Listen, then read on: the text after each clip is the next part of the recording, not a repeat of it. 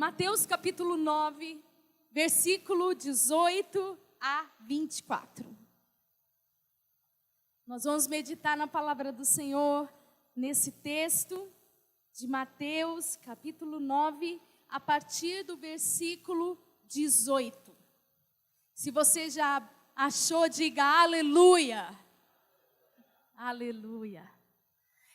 Eu vou confessar que eu achei que esse lugar ia estar hoje tão cheio que não ia ter lugar.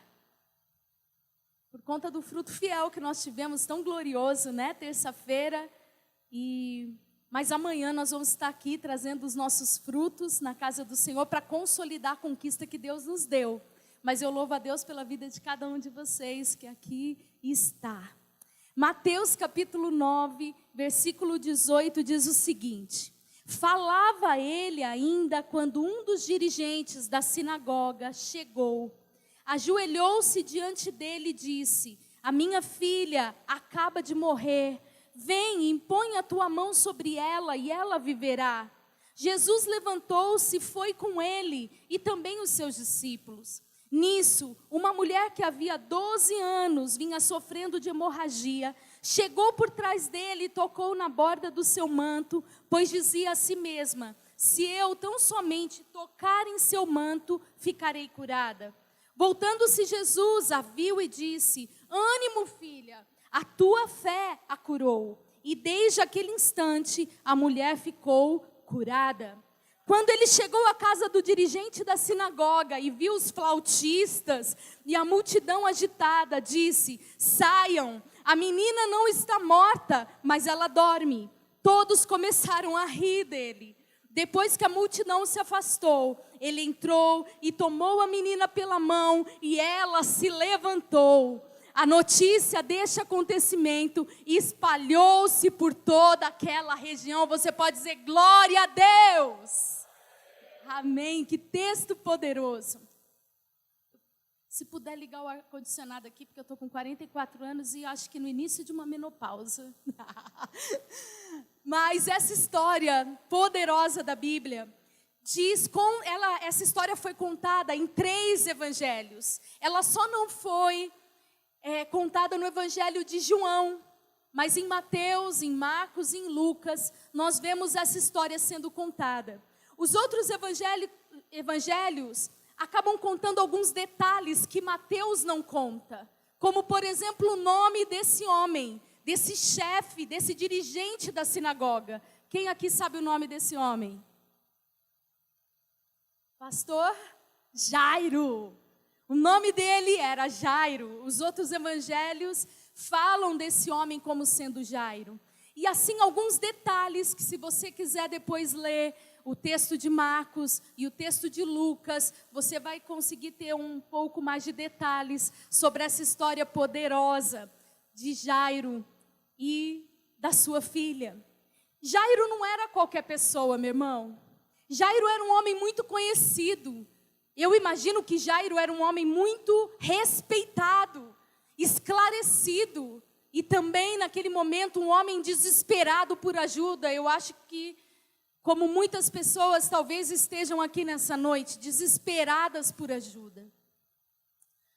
Ele se ajoelhou, aquele homem, a Bíblia diz que ele se ajoelhou diante de Jesus, no meio de uma multidão que estava questionando Jesus acerca do jejum. Se você ler alguns versículos anteriores desse texto, você vai ver que alguns discípulos de João questionavam Jesus dizendo: alguns dos discípulos de João e também dos fariseus jejuam, e por que os seus discípulos não jejuam? Questionando Jesus acerca do jejum. E de repente, naquele questionamento, chega um dos chefes da sinagoga, Jairo, se ajoelha diante de Jesus e diz a ele: eu preciso de ajuda. E ele diz: a minha filha morreu. Mas eu creio que se o Senhor colocar a sua mão sobre ela, ela voltará à vida. No meio desse contexto, Jairo encontra Jesus.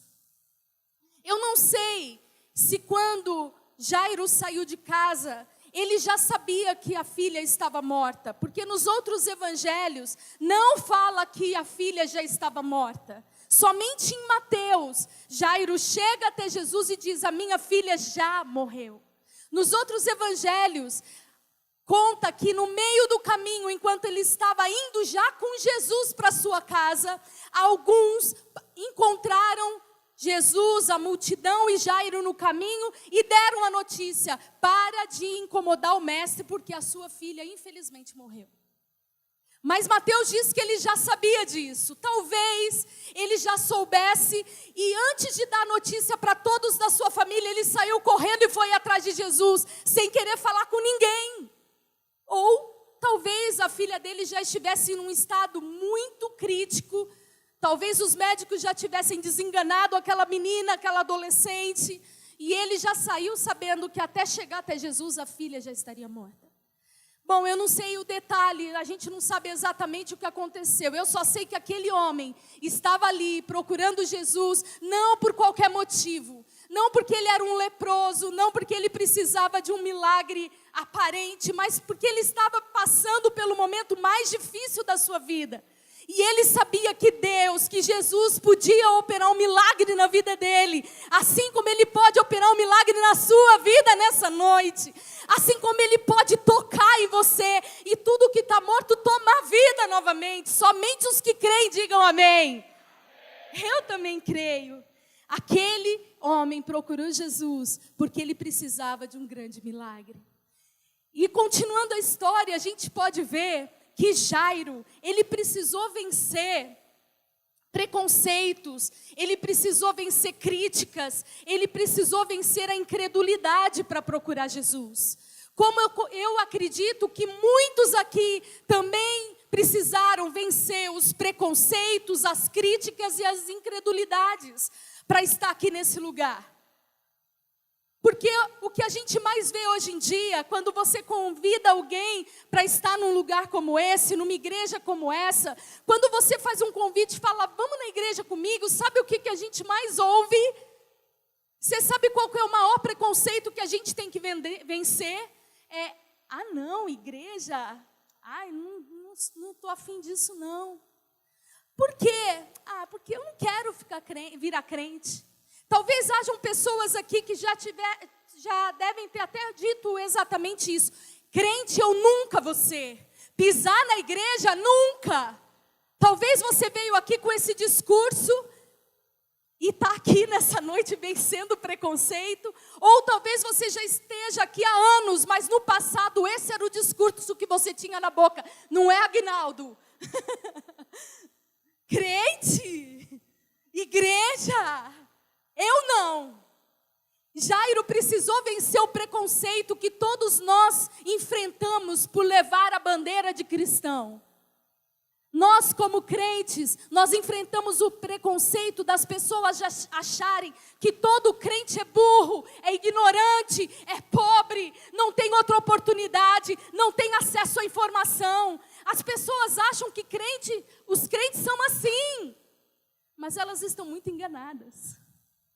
Nós somos o povo mais próspero dessa terra, o povo mais feliz dessa terra, e nós podemos não ter todo o conhecimento humano, mas nós temos a sabedoria da palavra, e o tesouro da palavra dentro de nós, que não tem preço. Mas nós precisamos vencer esse preconceito, e precisamos ajudar as pessoas a vencerem esse preconceito, assim como Jairo teve que vencer o preconceito. Jairo teve que vencer as críticas, como talvez você também tenha que vencer todos os dias. Jesus estava, como eu disse, debatendo com talvez alguns amigos de Jairo. Eu falei Lázaro alguma vez ou é a primeira vez? Primeira? Tá. De Jairo. Porque aqueles homens ali que estavam questionando Jesus a respeito de jejum, talvez fossem amigos dele. E Jairo teve que vencer as críticas, porque eu imagino que aqueles mesmos homens, no meio daquela multidão que questionava Jesus, quando viu Jairo ajoelhado, se rendendo e reconhecendo que só Jesus podia mudar a história da vida dele, ele passou por muitas críticas. Como talvez você passe por muitas críticas, como eu passo e tenho que vencer muitas críticas. Jairo precisou vencer a incredulidade. E o pior nisso tudo é que ele não estava ali por um motivo qualquer. Ele não era um leproso, ele não era um cego, ele não era um paralítico. Ele não estava ali porque ele queria um emprego, ele não estava ali porque ele queria casar, ele não estava ali porque ele queria ter ido bem no Enem. Ele estava ali porque ele estava passando por um momento mais difícil, o maior problema que alguém pode ter. A filha dele estava morta. Era um problema gravíssimo. E ele precisava vencer a incredulidade, porque só Deus para ressuscitar um morto. E ele venceu a incredulidade para chegar até Jesus. Jairo é um exemplo para mim e para você. E o verso 18 do texto que nós lemos, a parte B do verso, ou o final do verso 18, diz que Jairo falou a Jesus: vem, Jesus, se o Senhor colocar sua mão sobre a minha filha, ela vai viver. Essas foram as palavras de Jairo para Jesus naquele momento. Jesus, vem! Jesus, vem, me acompanhe, porque eu creio que se o Senhor colocar a mão sobre a minha filha, ela pode voltar à vida.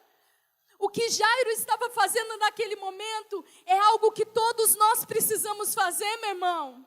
Ele colocou Jesus dentro do problema dele. Esse problema não é mais meu, Jesus. Eu estou dividindo o meu problema com você, porque eu creio que se o Senhor se manifestar na vida da minha filha, esse problema vai estar solucionado. Nós precisamos colocar Jesus dentro dos nossos problemas. Nós precisamos compartilhar os nossos problemas com Jesus e dizer a Ele: eu creio que o Senhor é o único que pode solucioná-los. Tem alguém vivo aqui? Amém. Nossa, estava ouvindo as moscas. Mas essa é a atitude que nós precisamos ter. Nós precisamos colocar Jesus, Deus, dentro dos nossos problemas. Ele disse para Jesus: agora esse problema não é mais meu.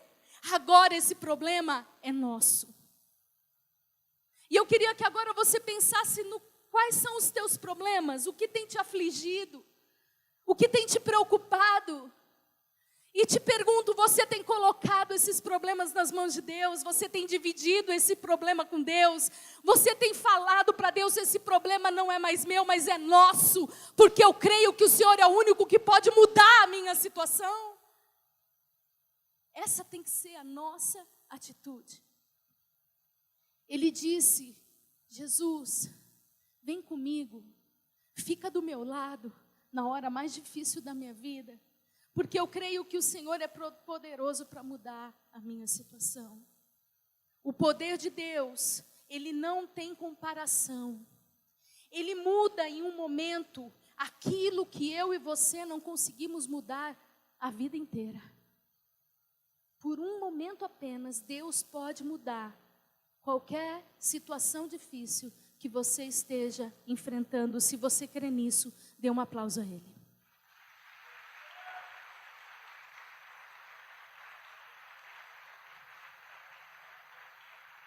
Eu creio, Deus. Há um salmo que eu amo. O Salmo 62, o versículo 11 desse salmo diz: uma vez Deus falou, duas vezes eu ouvi que o poder pertence a Deus. E há um outro texto no livro de Jó, capítulo 26, versículo 14, que é tremendo e diz: isso tudo é apenas a borda das suas obras.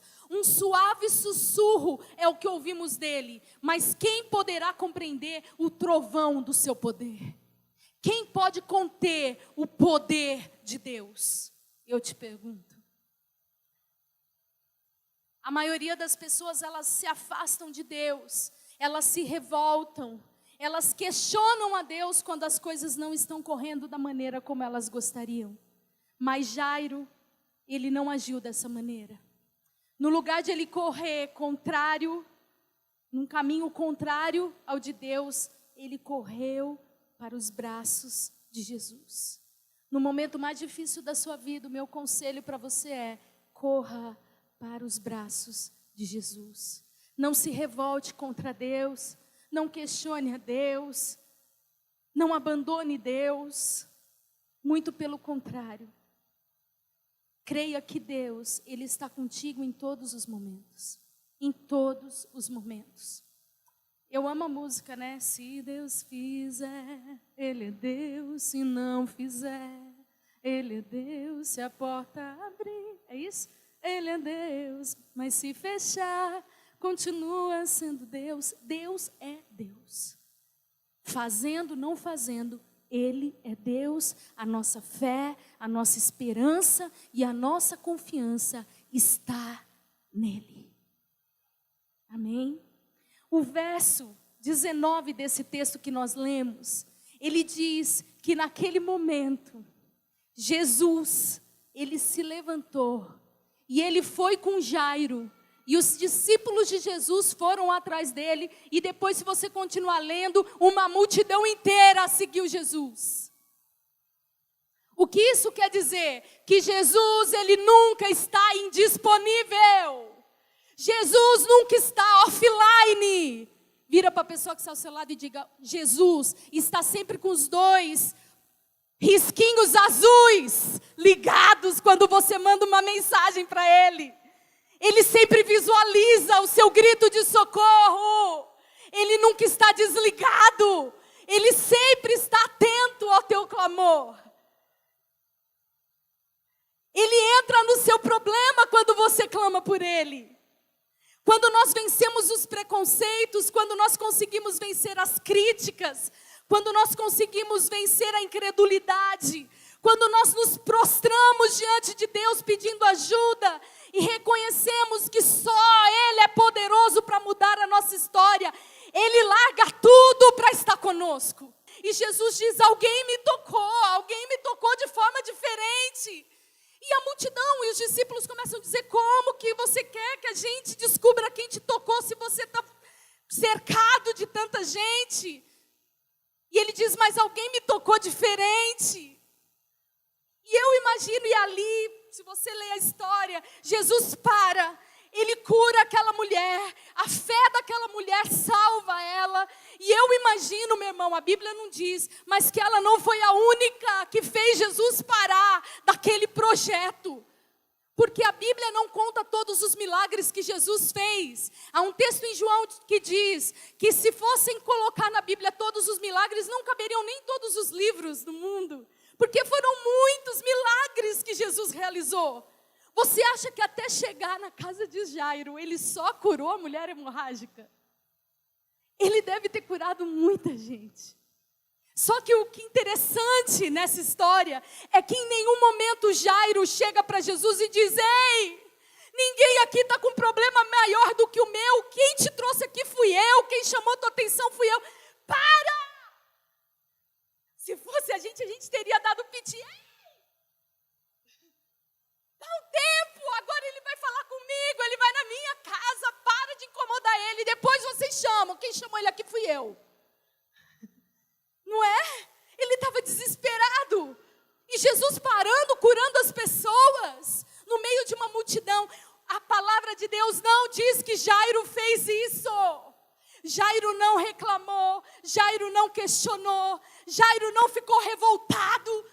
Muito pelo contrário. Eu imagino, e para mim foi o mais impressionante nessa história, é que aquele homem chamado Jairo, ele aceitou dividir Jesus com todos os que estavam precisando dele.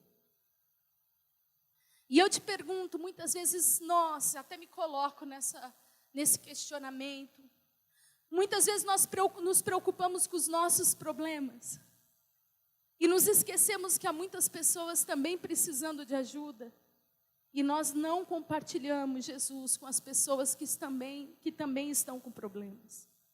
Eu queria que você parasse para pensar agora e refletisse.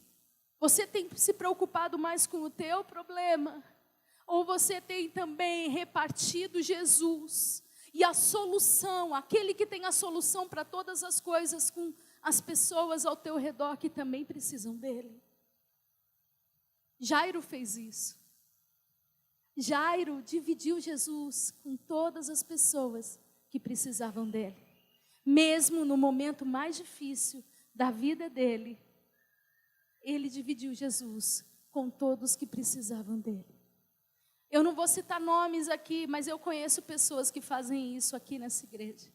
Que nos momentos de maior dificuldade, nos momentos de maiores dores, no lugar de ficar nas suas casas, dividem, saem do seu leito, saem do seu quarto, da sua comodidade, do seu luto, para dividir Jesus com muitas pessoas. Essas pessoas são dignas de honra e de respeito. Nós precisamos ser assim. Você pode estar passando pelo pior problema da tua vida, mas tem muitas pessoas ao teu redor que também têm problemas e que precisam do mesmo Jesus que você conhece. E muitas das vezes a gente entra no nosso problema e de forma egoísta, quer Jesus só para a gente. E Jairo dividiu Jesus com todos que estavam precisando dele no momento mais difícil da vida daquela família. O problema de Jairo era o mais urgente no meio daquela multidão. Quanto tempo, eu te pergunto, que Jesus demorou para chegar até a casa de Jairo? Quanto tempo será que Jesus demorou para chegar até a casa dele no meio daquela multidão e tendo que curar e atender tantas pessoas? Eu não sei quanto tempo ele demorou. Eu não sei quantas pessoas ele atendeu, eu não sei. Eu só sei que Jesus chegou na hora certa e no momento exato. Porque Jesus nunca chega atrasado em lugar nenhum. E Jesus nunca se atrasa em manifestar o poder dele na sua vida e na minha vida. Jesus chegou na hora certa.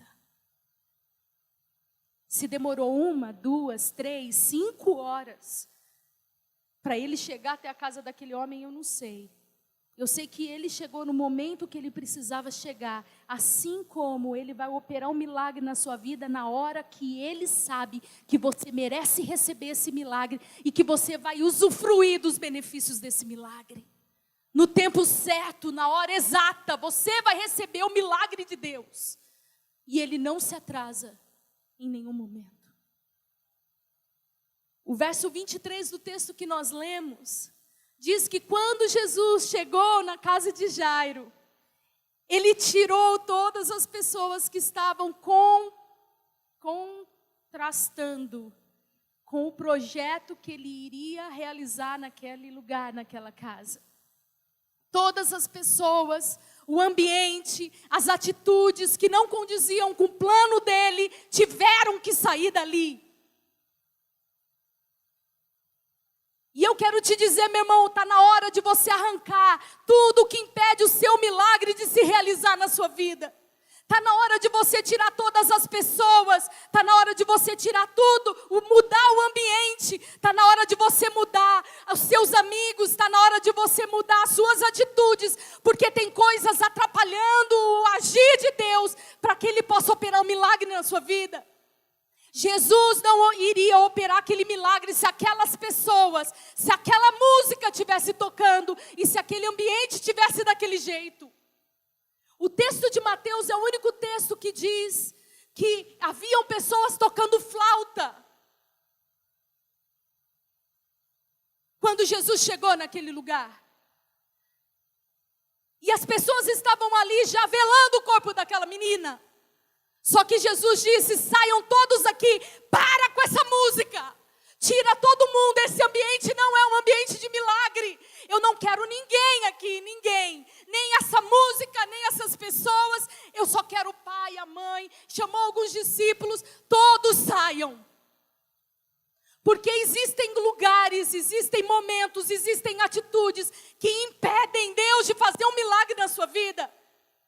Por que Ele mandou parar de tocar aquela música? E eu tenho visto tantos adolescentes e jovens postando um comentário sobre uma música do Renato Russo e de Dan e Daniel. Tem música que não é para você ouvir. Músicas do mundo não fazem parte da sua vida, a não ser que você não queira viver milagres.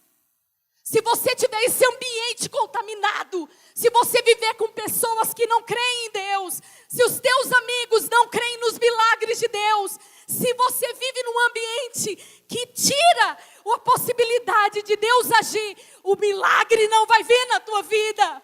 Então arranque todas as coisas, tudo o que possa impedir Deus de operar algo extraordinário na sua vida. Tudo teu tem que ser diferente. Tudo. O que você ouve, o que você fala, o que você vê, o que você faz, com quem que você vive. Tudo isso demonstra quem você é.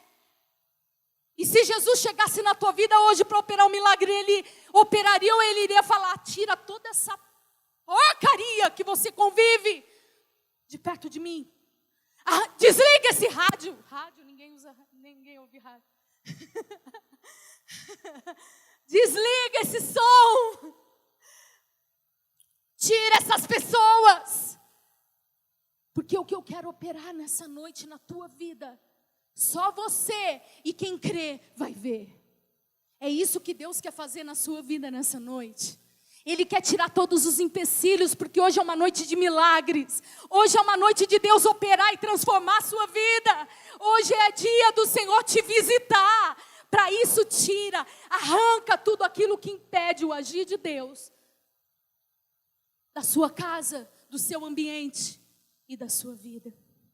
Amigos, pessoas, conversas, músicas precisam ser arrancadas de uma vez por todas da sua vida. Arranque tudo que impeça o seu milagre.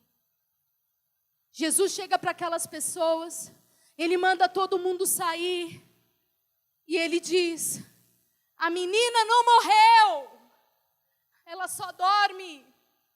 E você sabe o que aquelas pessoas fizeram? O que a tua Bíblia diz? E aí todos os evangelhos falam a mesma coisa. Que Jesus disse essa frase: ela não morreu, ela só dorme. E todos riram dele. Agora, meu irmão, presta atenção no que eu vou te dizer. Se você falar do que você crê, para as pessoas com quem você convive, elas vão rir de você. E eu não estou dizendo de pessoas que você quer evangelizar, estou dizendo com esses parças que você tem. Eles vão rir de você. Então se afaste deles. Se afaste deles. Porque quando Jesus disse o que ele iria fazer ali, aquelas pessoas dão risada da cara dele. Quantas vezes nós não somos ridicularizados, perseguidos, afrontados, principalmente nos últimos dias. Como nós temos sido afrontados, perseguidos. E há um texto da Bíblia que diz: nós nos alegramos, Senhor, por sofrer perseguições pelo teu nome. Se nós queremos ser uma igreja que vai mudar essa cidade, se prepare. Se prepare para perseguições, para lutas, para guerras.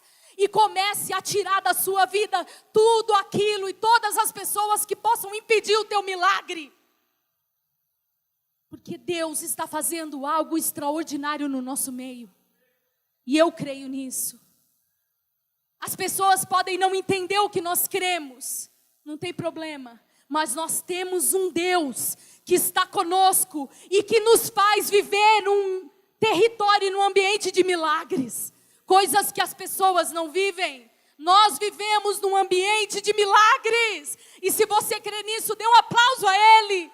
Se o ambiente que você vive está propenso a receber os milagres de Deus, se prepare para viver o melhor tempo da sua vida, na sua casa, na sua família, no seu trabalho, no seu ministério, na sua igreja, na sua vida.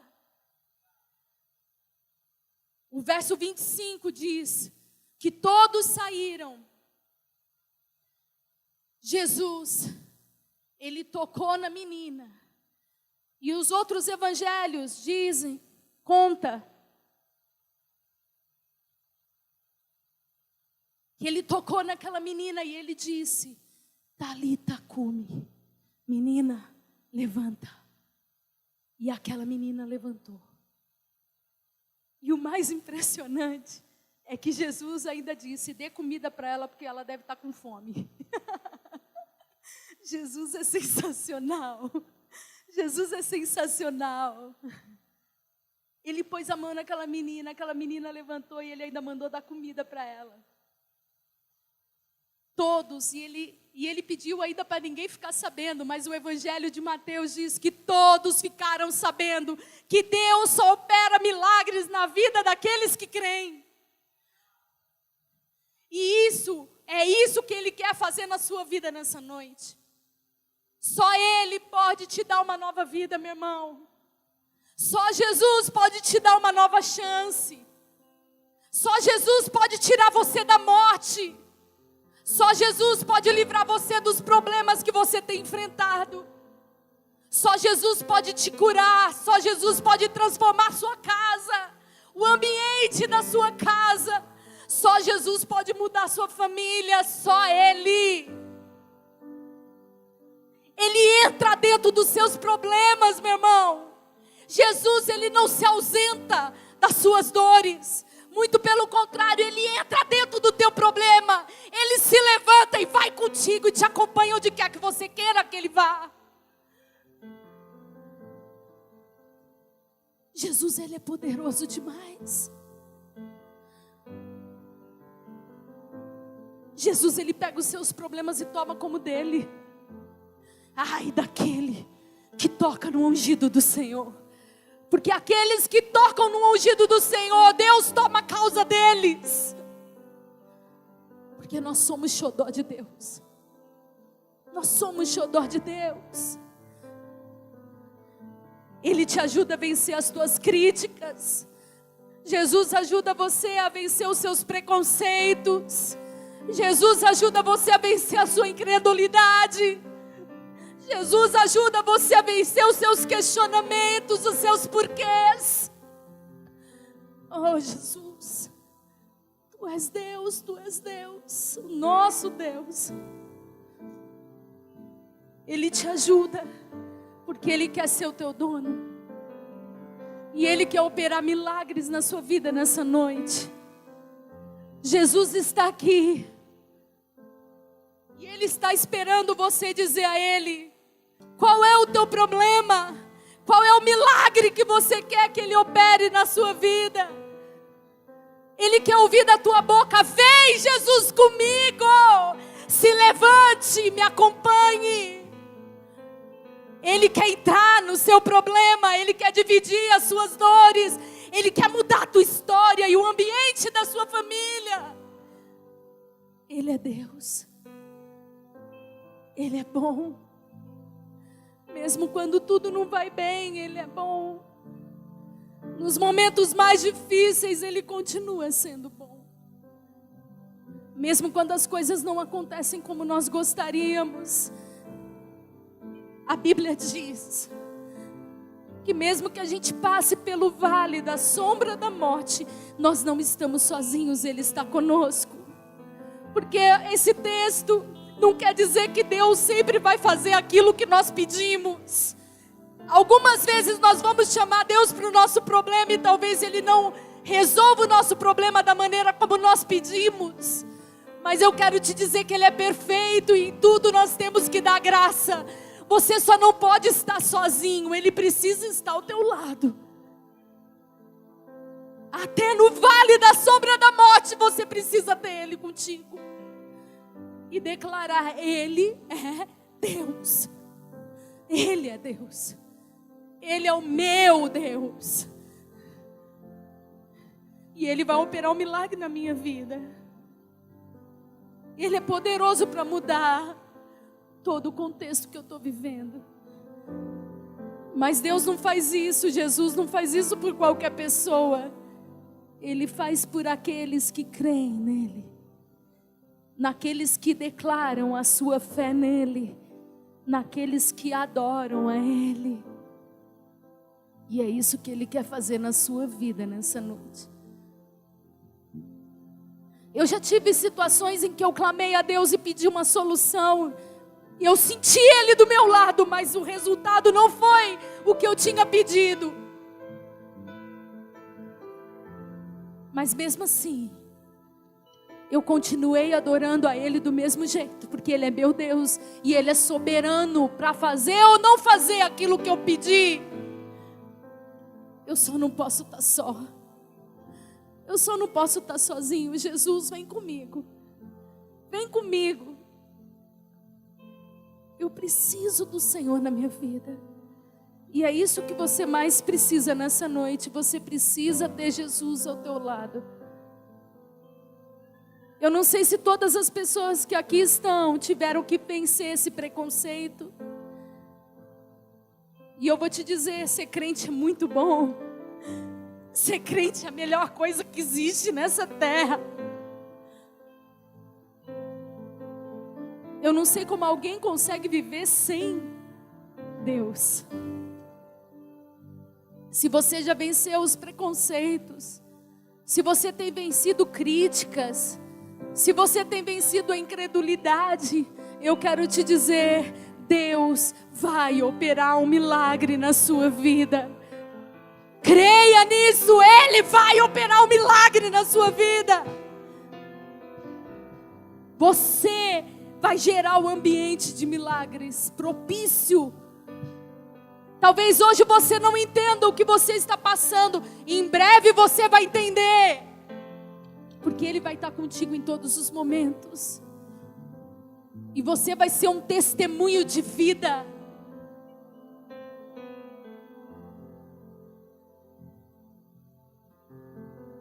Eu já usei essa frase algumas vezes, mas eu costumo dizer porque ela é muito verdadeira. Muitas vezes aquilo que gera morte dentro de você está gerando vida na vida de outras pessoas. Aquilo, teus problemas, as suas tristezas, aquilo que gera morte dentro de você é inspiração para as pessoas que estão ao seu redor. Se você não desistir dele e se ele estiver ao teu lado, deixa Deus fazer um milagre na sua vida nessa noite.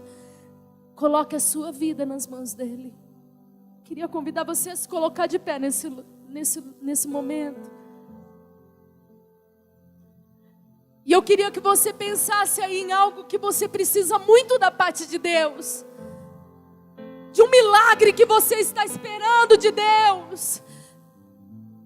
Um problema que você está enfrentando. Deus te trouxe aqui nessa noite para dizer que Ele está interessado sim em dividir esse problema contigo e operar um milagre na sua vida. Deus te trouxe aqui nessa noite para te dizer que Ele não te deixou sozinho. Ele está contigo, Ele está contigo. Basta você acreditar nele.